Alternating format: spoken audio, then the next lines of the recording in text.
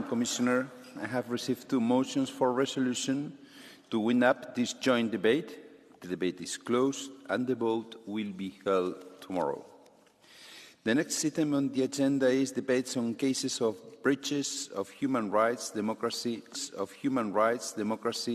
the rule of law. Next debate on the agenda is post-election situation in Uganda and threats against opposition leader Bobi Wine. My first speaker is uno de los autores, el señor. Muchas gracias, President. Thank you very much, President. In Uganda, the full subversion of democratic standards, abuse, severe restrictions on civic space, widespread intimidation of opposition figures, fraud, violence, and a nationwide internet blackout. How is it possible that the main opposition candidate, Mr. Bobi Wine, could have been sieged by the military in his house and his family and his wife assaulted by government forces? All of this to guarantee a seventh term in office of Yoweri Museveni. It is just unacceptable, and Europe cannot accept this. I must thank all the political groups that we have convened and made a consensus about this. This is, of course, not just about Uganda. It's about supporting the hundreds of millions of Africans who seek freedom, who seek the right for their voices to be heard, who seek their fight for progress and dignity, but are not allowed to do so through violence and oppression. For decades, this European Union has been engaging with our African partners to try to support free and fair elections. I have myself participated in electoral observations on the continent, and I'm very much aware of the challenges. But we need to do more. We have the means to do more, because today it is Bobi Wine in Uganda. Last year it was Tundu Lissu in Tanzania. And next year it might be Alberto Costa Jr. in Angola. Opposition leaders are being persecuted, elections are being stolen, and we cannot allow, as Europeans, continually to close our eyes, and especially our governments who are making economical dealings with the government of Uganda. Madam Commissioner, the Council has to hear high voice and the opinion of this Parliament about these very tragic circumstances that are happening in Uganda. Thank you very much.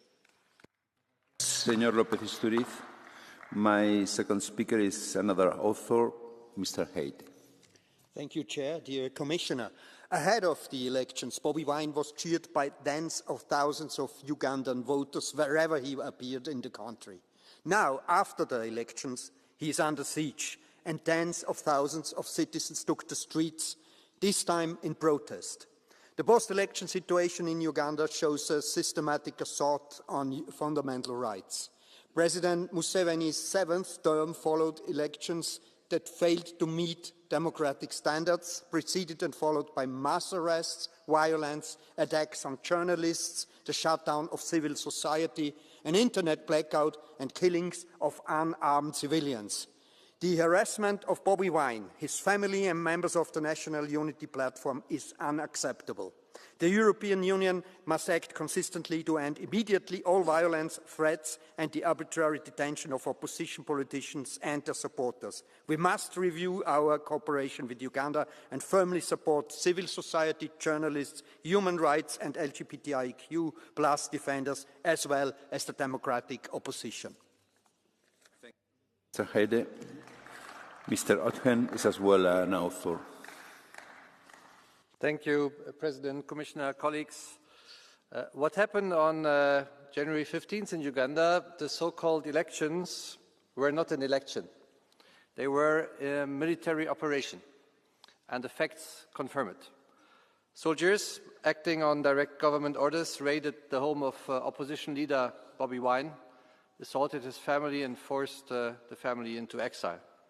Opposition supporters were arrested, disappeared or were killed, including Mesa Kokelo, who was fatally shot while attending a peaceful rally.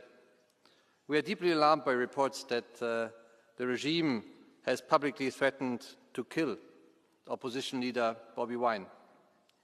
All these are not isolated incidents. They are acts of terror which are meant to silence an entire opposition.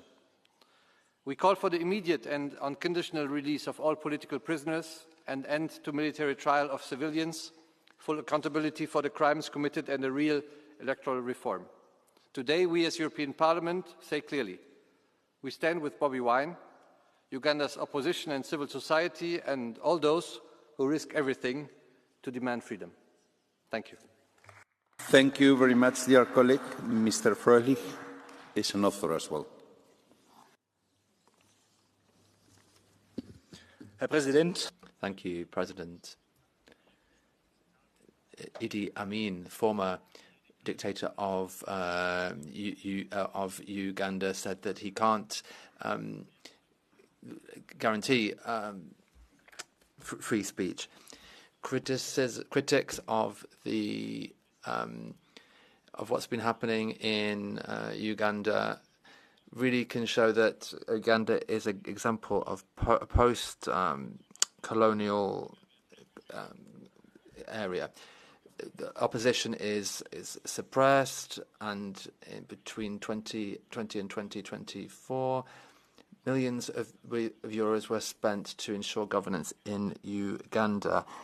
This has led to reactions, and in the end, this is just wasted money. We should focus development policy on economic growth and infrastructure, not just on exports. That will give us access to resources. That's a win-win situation. That's the best way of dealing with it. Thank you. We jump into the second part on behalf of the EPP group, Mr. Schenk. Herr Präsident, liebe President, colleagues. Well, to talk about Uganda is uncomfortable, but to turn a blind eye is irresponsible. What we say or what we don't say is important. Uganda is in a situation which we cannot possibly ignore. We're talking about citizens who suffer from violence, media that are not allowed to do their work, opposition with a very narrow and ever narrowing political area. So the elections have been characterized by imprisonment and also the removal of the internet, and Bobi Wine, who's had to go into hiding. This is a violation of basic principles. We in the Union want to have partnerships based on human dignity, on freedom, and on the rule of law. Our message, therefore, is absolutely indispensable. We stand on the side of the people of Uganda, not on the side of political repression. Power without legitimacy is fragile. Stability with no freedom is fragile too. So we need to make sure that we protect human rights. Thank you. Mr. Bullman, you have the floor on behalf of the Socialists and Democrats group. Herr Präsident, Frau President, Commissioner, please allow me to read a social media post, to quote it. 22 NUP terrorists since last week. NUP steht für National Unity. NUP is the National Unity Platform. That's the opposition party. I continue to quote. The 23rd is Kabobi. Kabobi steht für Bobi Wine. Kabobi is Bobi Wine, the leader of the opposition and the candidate for the presidency. That quote is from the son of the president. He's also head of the Ugandan army. The post has now been removed, apparently because they fear an international reaction. I'm in favour of offering money to strengthen democracy. I'm in favour of protecting human rights through our cooperation. But this is completely unfair, what is happening, and I'm waiting for action from the Commission and the Council.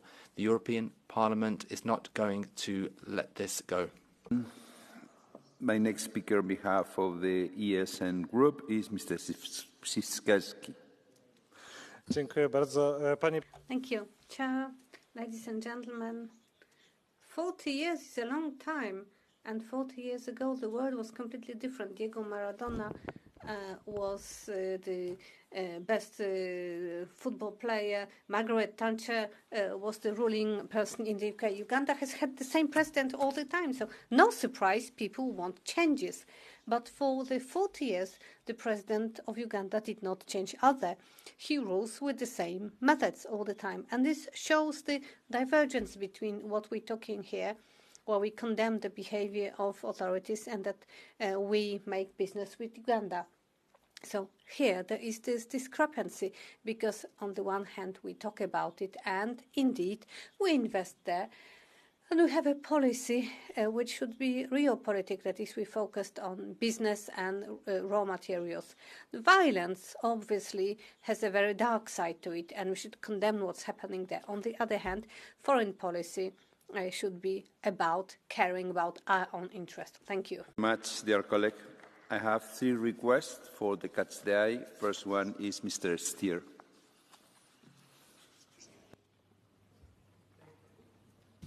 Thank you, Mr. Chairman. Well, the situation in Uganda is not only a problem for Bobi Wine. Of course, it is for him and his family. It's not only a problem for Uganda, for the country.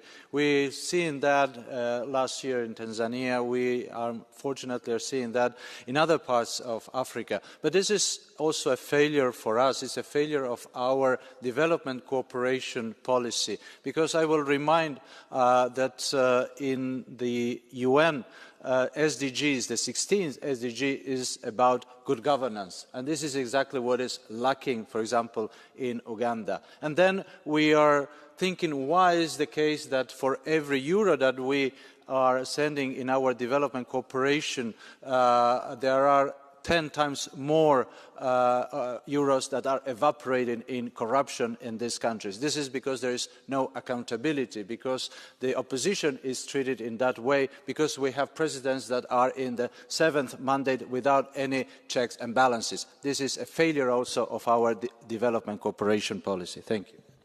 Muchas gracias, señor Stier. Señor López Aguilar. Dear Chair, President González Pons, Commissioner, more than 10 years ago, my first mandate is this European Parliament. I was a member of a EU electoral observation mission to Uganda, a country long tormented by oppressive, brutal regimes. Museveni was elected. So many years after, Museveni is still in place, but democracy has been eroded, human rights continue to be violated. I had the opportunity to check the importance and the weight of EU diplomacy on the spot in Uganda. So it summed up with the embassies of the member states, and we're still powerless in order to make the right point to bring about fair, credible elections in Uganda. Insofar, there is something we can do. It's make the case for human rights violated of the leaders of the opposition, so that the European message is still heard in Kampala, in Uganda, and all over the place, that we do care about those leaders of the opposition which are so unfairly prosecuted against. So please, Commissioner, take the message. Action is needed in Uganda, Kampala. Thank you. Muchas gracias, señor López Aguilar. Mr. Tinkinen, seat 210. Mr. President, Uganda's president, who has been in power for more than 40 years, has placed the only credible opposition candidate under house arrest. 40 years in power, and challengers are put under house arrest. This is not democracy, it is criminal. Now listen to what the EU's official policy is at the same time regarding its support for Uganda. The EU cooperates with Uganda to promote the country's green transition, support sustainable and inclusive job creation and investment growth, and strengthen democratic governance that advances social inclusion and human rights. It seems the support policy has not been very successful. The EU must now decide whether we want to continue financing these regimes that laugh at our declarations with gold teeth flashing, or is it time to adopt a new mantra for development aid as well? Here we draw the line. Thank you. Thank you very much, dear colleague. Madam Commissioner, you have the floor.